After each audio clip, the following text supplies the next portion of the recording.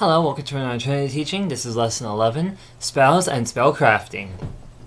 Okay, first off, something that you should know. Spells are something you can, number one, you can write your own, so you don't always have to go find someone else's spell to use. Two, you can use other people's spells, and yes, you can alter them if need be. I have had to rewrite a couple spells before I've used before. Because, believe it or not, you can find spells online, but sometimes you will have to change names. And actually, sometimes they want you to change them. They leave blanks, like, place a name here. Or, like, invocation ones that are basic invocations. You can invoke any god or goddess. You just have to put that name in the certain places. Spellcrafting is an interesting, I guess you could consider it an art, but it can be difficult. Number one, not every spell has to rhyme. Yes, rhyming is better. But believe it or not, sometimes rhyming is not an easy thing to do. You can always have a rhyming dictionary nearby. Also, another thing about spells, they don't always have to be in English. They can be in whatever language you want them to be. A lot of them are Latin that some people do. You can write them in Latin. You can actually say them in whatever language. There's actually several ways to do this. First off, if you know another language and choose to use it, I suggest that you don't have to. Some people like to use Latin just because it's the way it is. An easy way to do that would be to, if you've gone to Google Translate, type in on one side what you want the spell to be in English, and then translate, it will go straight to, right in the next thing, it will go to Latin or whatever language you want it to be. Another thing, in spells that you go looking up, make sure if it's in another language, you know for sure what it says in English or whatever your native language is, or you at least know what it's talking about. Sometimes a book may say, but maybe sometimes it is a good idea to look it up.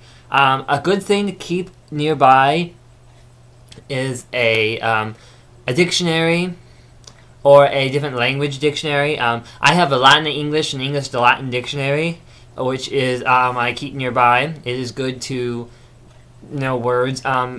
People say that knowing other languages helps in spellcasting. Knowing other words just from other languages does help. In fact, sometimes you may be using words that you don't even know are from other languages. In spells, so spells may be written for a multitude of different things. Not all actually require an actual spell. Some are written and just the writing of it does done. In some spells, you write it on a piece of paper, say, and burn it in a candle. Some require a ritual to go with it. Some require maybe a potion or something to go with it. It's up to you. Most spells are required to be done within a circle. Not always, however, I might add. Some spells, which are simple everyday spells, like a Petrochem protection spell, which I actually have done a video on. Those you can just do anytime. You don't need to do it in a circle. You can, however, if you want, but it's up to you. Otherwise, if you want to look up different spells, because not every Wiccan book comes with spells in it, you can look up. There's many different sites you can find. Make sure they're reputable, or if you find a spell, make sure it replies to you. I mean, you can rewrite it, reword it if need be. Also, you will find spells that offer some things, but first off, I must tell you, because actually I read this in a book, and it actually was great advice, and I understand why they did it, and I have to say it too. If someone is bleeding and dying, do not sit there and try to cast a spell upon it. Take them to the hospital. I can't stress that enough. I read it in the book. It said there were spells to help with healing and stuff like that, but if someone's hurt really badly, do not sit there, cast a circle, and try to cast a spell. Take them to the hospital. Then maybe later you can do something of that nature, but first take them to the hospital. It is best to do so. Anyway. But other thing, I mean, some spells are... Let's see, because sometimes you will have to write a spell of your own. I admit, a spell of your own is sometimes very powerful, more than one you find, just due to the fact that you wrote it yourself. But there are ones that are powerful out there. Some require a little ritual, as I said. You can making your own ritual is a thing you can do. When it comes to looking up spells online, I mean, there's plenty of sites to find. I actually have a website where I have all the spells from my Book of Shadows, well, most of them anyway, on there. I have some videos on some spells on that, which I will talk about in just a moment. I also, there's a book I recommend by Judah Kyles, The Encyclopedia of 5,000 Spells. It is a very good book.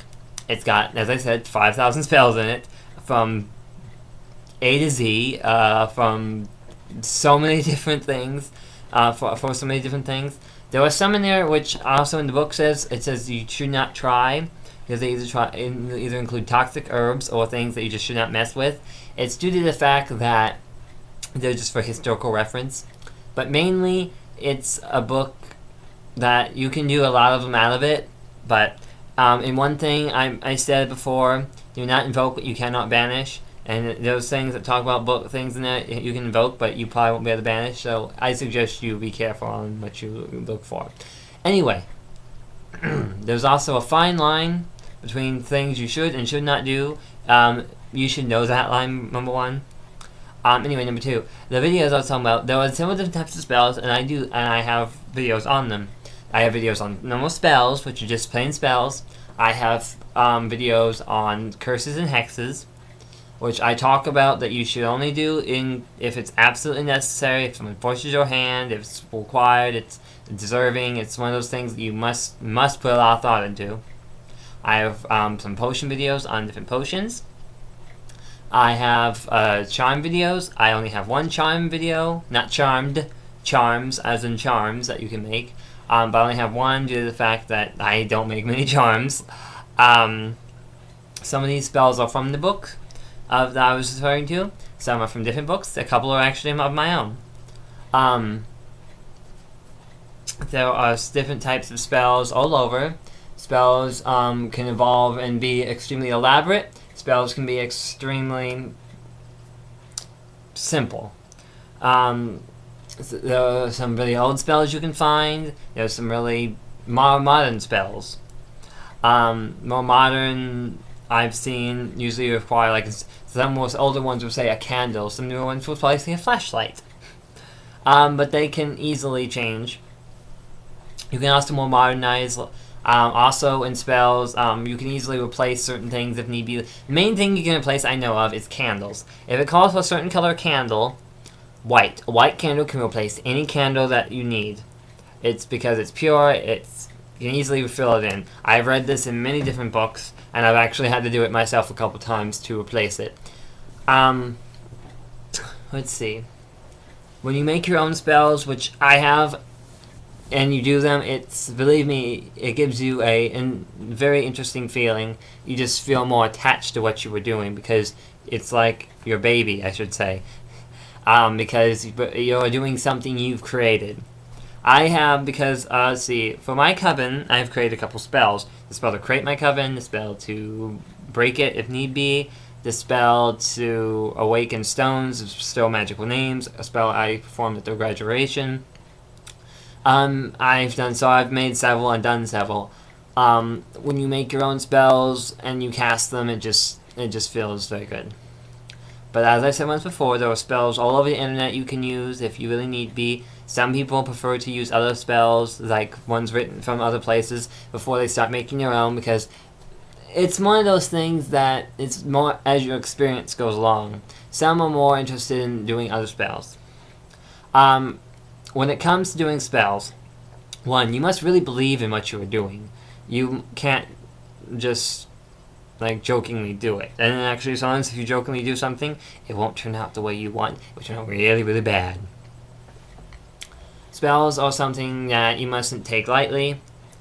When you do them, you are putting all your energy and power into them. And when they're done in a circle, they're even more powerful than you can imagine. And with more people, a lot more power is placed into it. Certain spells you could probably only cast with other people. Such as, I've read, if you're trying to influence the weather, you're going to need more than one person. I've never actually tried it myself. I thought about it, but never really did it. Mainly just due to the fact that never thought it was a good idea. Plus, I never saw a good reason to be messing with the weather. but you know to ask for rain or something of that nature. It's one of those things. Oh, what else should I say? Also, when it comes to casting, such as those certain types of times of days that you can do these.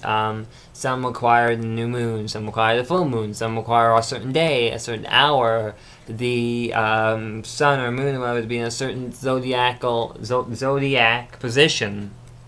The planets being positions. It's one of those things that you can do a lot of those connections if you want to, but it's really up to you. Your altar a lot of times is used in these kind of spells. It just depends on what the spell. A lot of them are cast at an altar. When it comes to an altar, you can have it pre-made, put up when you need it. It's up that one changes around. So yeah. Let's see. Another thing, there's different spells, all different types of spells. Some elaborate, as I said, some simple, some requiring things, some not requiring things, some requiring a circle, some not requiring a circle. It's up to you. Writing your own spells, if you make them too difficult even for you, be careful.